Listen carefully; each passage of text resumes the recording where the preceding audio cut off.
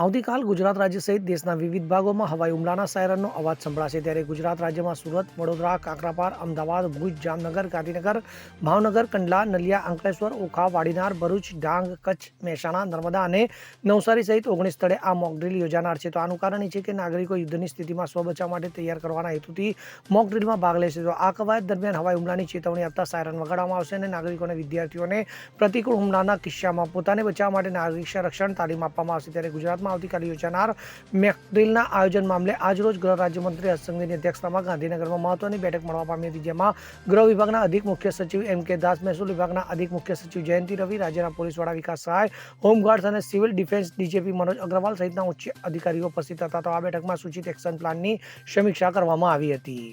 Bureau report CN24 news. હવે જુઓ દેશ દુનિયાની તમામ ખબરો તમારી આંગળીના ટેરવે.